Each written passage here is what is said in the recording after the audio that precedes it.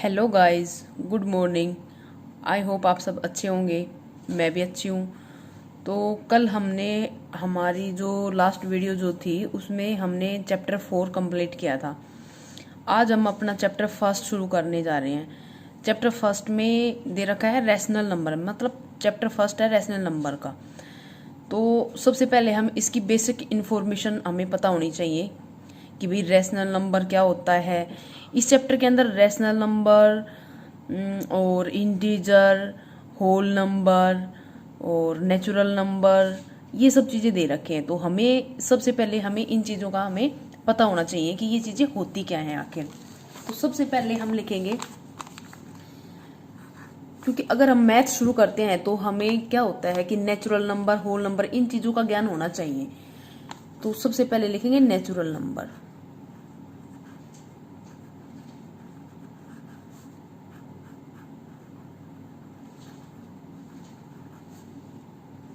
अब natural number कौन से होते हैं? नेचुरल नंबर हमारे 1 से शुरू होते हैं। 1, 2, 3, 4 और चलते जाएंगे, इनका कोई अंत नहीं होता। ये तो होते हैं हमारे नेचुरल नंबर। इनको हम हिंदी में प्राकृतिक संख्या भी बोलते हैं।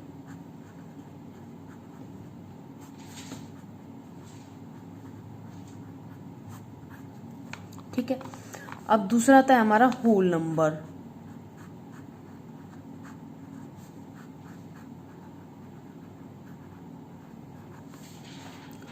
होल नंबर क्या होता है? होल नंबर में जीरो भी इंक्लूड कर देते हैं हम। मीन्स होल का मतलब होता है पूरा। मतलब अब हम मैथ में अगर हम डिजिट लगा के चले हमारे, तो 0 से शुरू होके और 9 तक की डिजिट होती है हमारे। तो होल नंबर में क्या होगा, 0 से शुरू करेंगे हम और फिर ये संख्याएं आखिर तक चलती जाएंगी, इनका कोई भी एंड नहीं है। तो 0 भी इसमें इंक्लूड हो जाएगा और सारे के सारे नेचुरल नंबर वाले वही नंबर चलते जाएंगे। तो ये हमारे होल नंबर है। होल नंबर को बोलते हैं पूर्ण संख्या।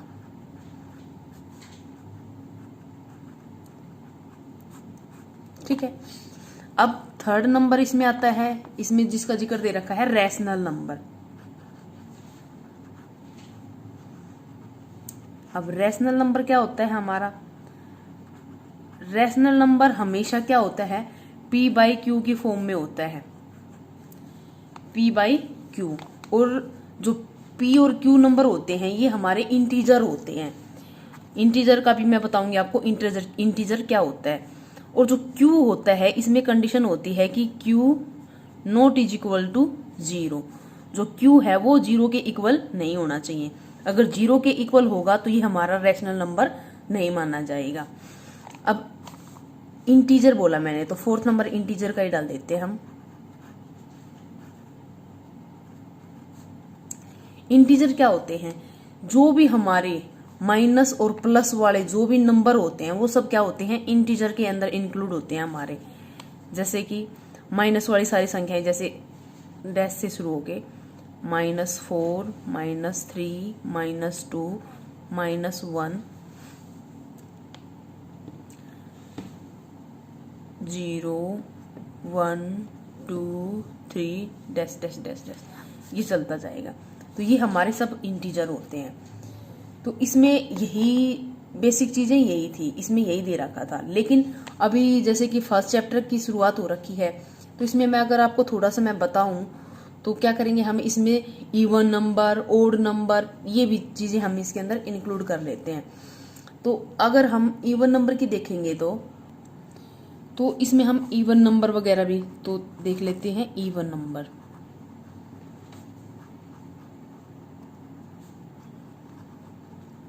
इवन नंबर को हम सम संख्याएं भी बोलते हैं। सम संख्या।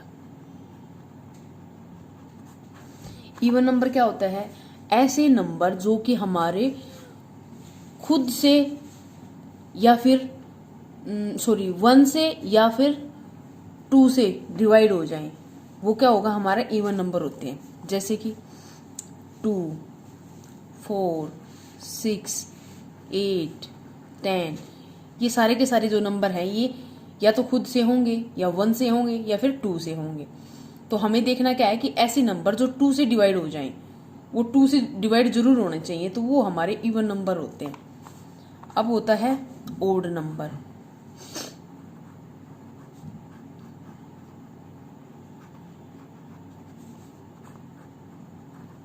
ओड नंबर को हिंदी में हम विषम संख्या भी बोलते हैं। अब ओड नंबर का क्या होता है, अब कोई भी नंबर है वो अपने आप से तो हमेशा डिवाइड होता ही है, चाहे वो इवन नंबर हो चाहे वो ओड नंबर हो।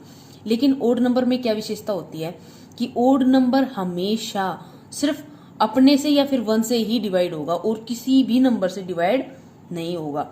वो नंबर क्या होता है, ओड नंबर होता है।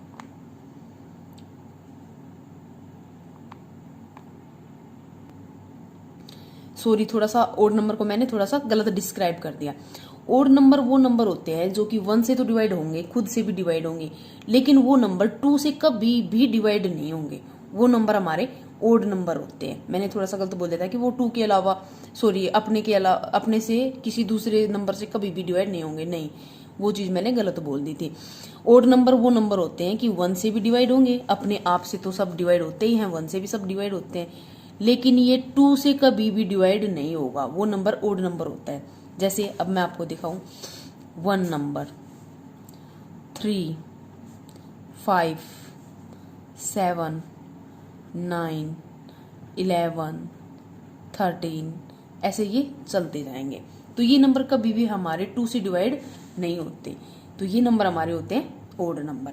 अच्छा, अब इस रेशनल नंबर वाले चैप्टर में क्या दे रखा है, इसमें मोस्टली क्या दे रखी है 3 प्रॉपर्टीज दे रखी हैं। इस चैप्टर में 3 प्रॉपर्टीज आती हैं। एक तो एसोसिएटिव प्रॉपर्टी है, एक कम्यूटेटिव प्रॉपर्टी है और एक है डिस्ट्रीब्यूटिव प्रॉपर्टी। अब जो ये एसोसिएटिव प्रॉपर्टी है, कम्यूटेटिव प्रॉपर्टी है और डिस्ट्रीब्यूटिव प्रॉपर्टी है, ये एडिशन में भी और सब्ट्रैक्शन में भी और मल्टीप्लाई में भी, ये तीनों में होती है। अब हमें देखना ये होता है कि कौन सी चीज में ये प्रूव होती है और कौन सी चीज में ये प्रूव नहीं होती। तो हमें सबसे पहले ये पता होना चाहिए कि एसोसिएटिव प्रॉपर्टी होती क्या है। तो सबसे पहले हम लिख लेंगे एसोसिएटिव प्रॉपर्टी। तो फर्स्ट नंबर पे हम लिखते हैं हमारी 3 प्रॉपर्टी होती हैं। सबसे पहले लिखेंगे हम कम्यूटेटिव प्रॉपर्टी।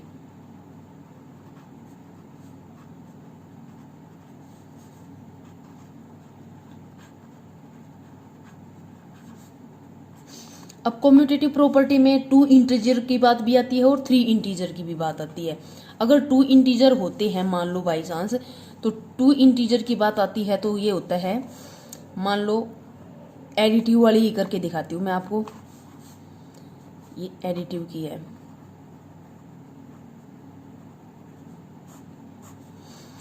कोई भी 2 इंटीजर ले लिया और उनका ऐड जो होगा वो हमेशा, अगर हम इनको a प्लस बी लिखेंगे या फिर b प्लस ए लिखेंगे तो हमेशा इक्वल आएगा। ये हमारी कम्यूटेटिव प्रॉपर्टी होती है। और अगर इसी को अगर हम सब्ट्रैक्टिव में करेंगे, ये तो एडिटिव की थी, ये सब्ट्रैक्टिव की है, इसमें क्या करेंगे, a minus b is equals to b minus a. तो ये तो सही है। अगर कोई भी 2 इंटीजर होते हैं, उन दोनों को अगर हम चाहे कोई भी एक इंटीजर पहले लिखो या दूसरा पहले लिखो तो उसमें कोई प्रॉब्लम नहीं होती, वो सेम ही आंसर आता है हमारा।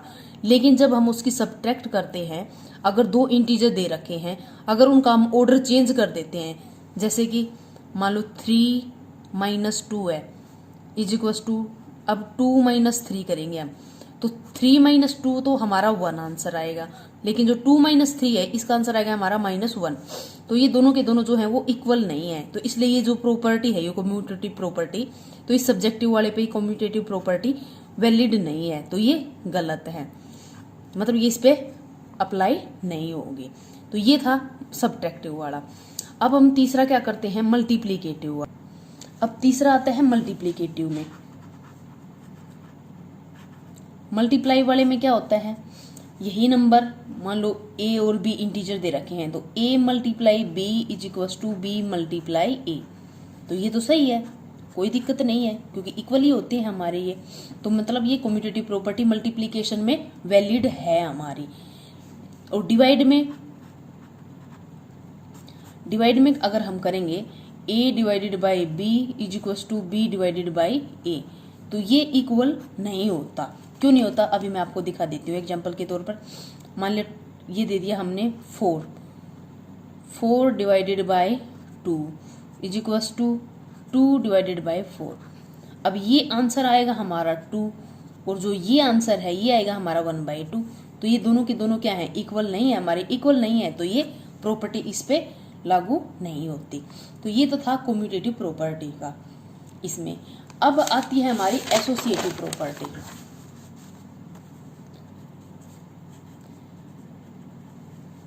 एसोसिएटिव प्रॉपर्टी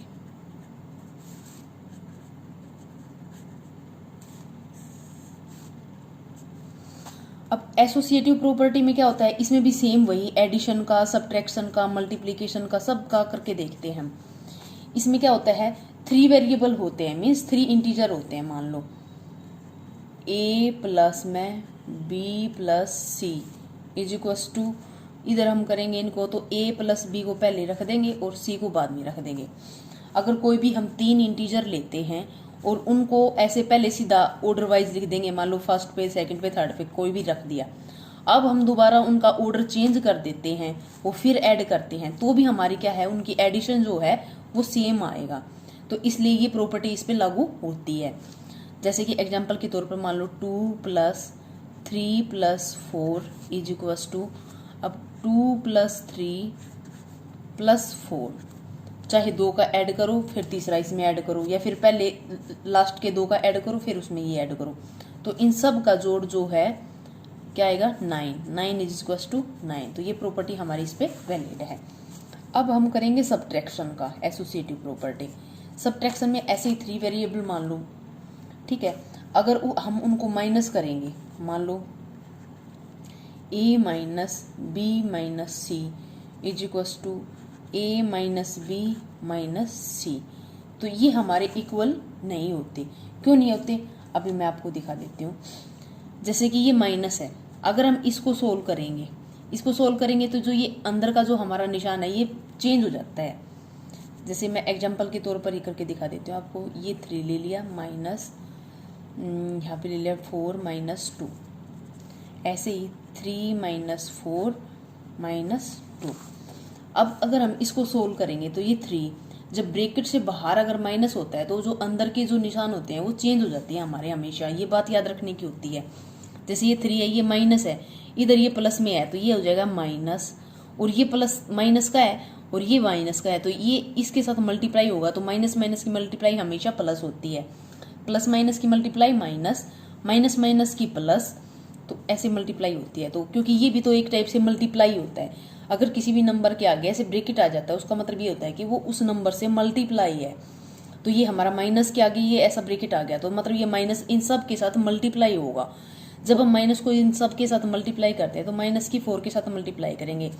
अब इसके आगे कोई निशान नहीं है, इसका मतलब ये है कि ये पॉजिटिव नंबर है हमारा, मतलब प्लस का नंबर है। तो ये माइनस का, ये प्लस का, माइनस और प्लस की जो मल्टीप्लाई होती है वो माइनस होती है, तो ये हो गया माइनस। अब माइनस और ये -2 है, माइनस और माइनस की मल्टीप्लाई हमेशा प्लस होती है, तो ये आ जाएगा 2। ऐसे इधर ऐसा कोई मल्टीप्लाई का फंडा है नहीं, क्योंकि इसके आगे कोई नंबर नहीं है, इसके आगे कोई नंबर नहीं है, तो हम इसको सीधा का सीधा लिखेंगे 3 माइनस 4 और ये -2। अब देखो ये हमारा पॉजिटिव नंबर है, ये भी पॉजिटिव नंबर है, तो 3 और 2 हो गया 5 में से 4 जाएगा तो ये बच गया 1। अब इधर क्या है हमारा, ये 3 पॉजिटिव है और ये दोनों नेगेटिव है, तो ये -6 और ये 3, -6 में से 3 अगर जाएगा तो हमारा -3 बचेगा, ठीक है। तो ये हमारे दोनों इक्वल नहीं आए, इसलिए जो सब्ट्रैक्टिव में एसोसिएटिव प्रॉपर्टी है ये वैलिड नहीं है, ये लागू नहीं होती। ऐसे अब मल्टीप्लाई में, अगर मल्टीप्लाई में करेंगे तो ऐसे ही 3 इंटीजर लेने हैं हमें, a multiply b multiply c is equals to a multiply b multiply c। अब हमें इन तीनों की मल्टीप्लाई करनी है एग्जाम्पल के तौर पे, क्योंकि ये वैलिड है, ये मुझे पता है, मैं करके दिखा देती हूँ। जैसे 2 multiply 3 multiply 4 is equals to 2 multiply 3 multiply 4। इनकी अगर हम सब की मल्टीप्लाई करेंगे 3 2 जा 6 multiply by 4 is equals to 2 multiply by 12, 6 4 जा 24 और 12 2 जा कितना होता है 24। तो ये दोनों के दोनों हमारे क्या आगे, इक्वल आ गए, तो मतलब ये प्रॉपर्टी मल्टीप्लिकेटिव में हमारी लागू होती है। अब डिवाइड में फिर नहीं होगी ये हमारी, जैसे a डिवाइडेड बाय b और divided by c is equal to same, ऐसे ही a divided by b divided by c, ये इक्वल नहीं होती हमारी। क्यों नहीं होती, अभी रीजन दिखा देती हूँ मैं आपको। मान लिया 3 डिवाइडेड बाई 2 और डिवाइडेड बाई 2, यहाँ पे भी 2 नहीं 4 लिख देते हैं मान लो। नॉट इज इक्वल्स टू, ये लिख दिया 3 डिवाइडेड बाई 2 डिवाइडेड बाई 4। अब 3 को 2 से डिवाइड करेंगे तो ये 3/2। अब इसको भी इससे डिवाइड करेंगे हम, तो हम क्या कर सकते हैं, इसको 1/4 लिख सकते हैं, लिख दिया। अब इसको अगर हम करेंगे तो इसको डिवाइडेड पहले ऐसे ही और इसको खोलेंगे तो ये आ गया 2/4। अब 3/2 1/4 नॉट इज इक्वल्स टू 3 × 4/2, 2 2 जा 4, ये तो आ गया 3/8 और ये आया 6, तो ये दोनों इक्वल नहीं है। तो इसलिए डिवाइड पे भी हमारी जो ये प्रॉपर्टी है एसोसिएटिव प्रॉपर्टी, ये लागू नहीं होती। ये तो थे 2 प्रॉपर्टी हमारी। अब थर्ड प्रॉपर्टी है हमारी डिस्ट्रीब्यूटिव प्रॉपर्टी।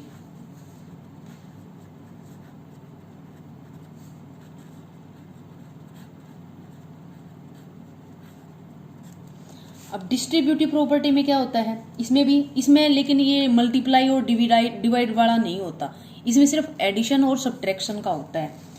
जैसे कि 3 एडिशन का ले लेते हैं हम पहले।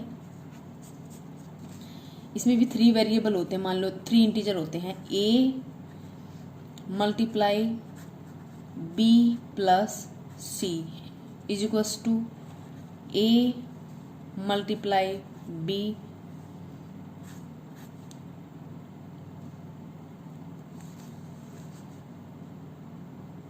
प्लस a मल्टीप्लाई c, ये इसकी होती है एडिशन में। ठीक है, सब्ट्रैक्शन में क्या होता है, सब्ट्रैक्शन में इन दोनों के बीच में माइनस का निशान आ जाता है। a multiply b minus c is equals to a multiply b minus में a मल्टीप्लाई बाई c, ये हमारी डिस्ट्रीब्यूटिव प्रॉपर्टी होती है। तो ये जो थी ये सेम, थोड़ा सा ये जो बेसिक नॉलेज थी इस चैप्टर में जो दे रखी थी वो थी। अच्छा, इसमें कुछ बच्चों को क्या होती है, बहुत प्रॉब्लम होती है इंटीजर में, मीन्स माइनस करने में, प्लस करने में, ये सब। तो थोड़ा सा वो और चीज देख लो।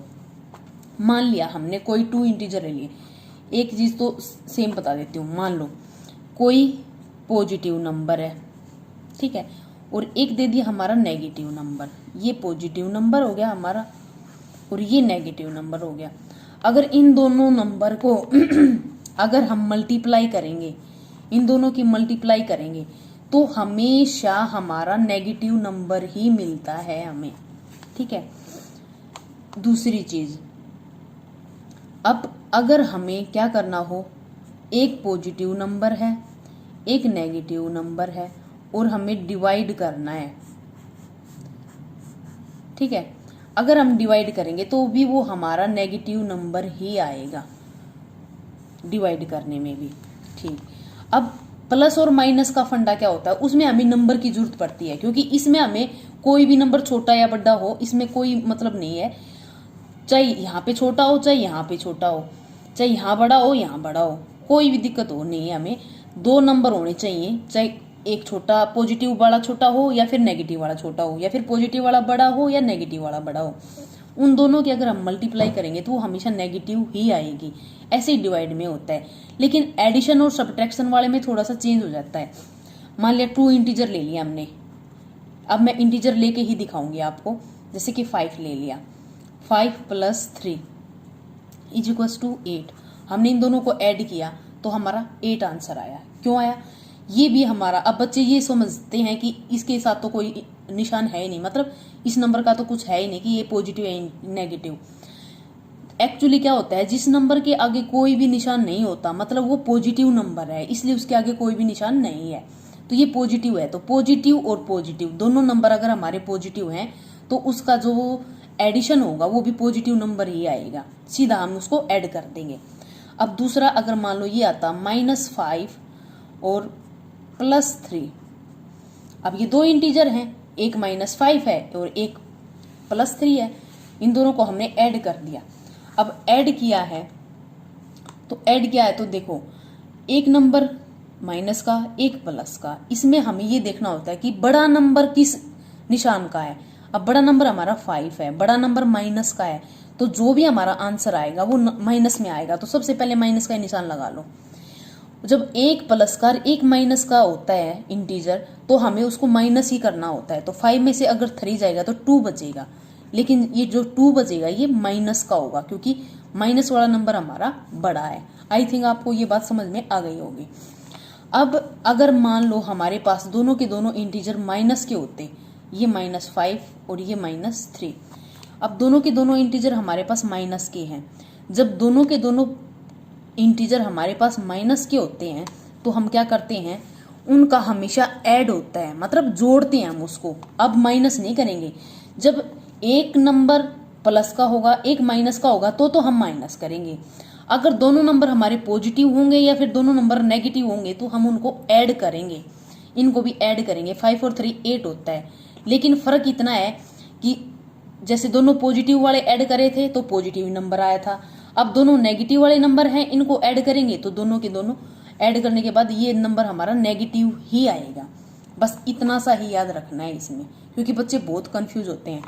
अब तो मैंने 2 वेरिएबल लेके दिखाए, 2 इंटीजर लेके दिखाए हैं मैंने, सॉरी वेरिएबल बोल रही हूँ मैं, 2 इंटीजर लेके दिखाए हैं।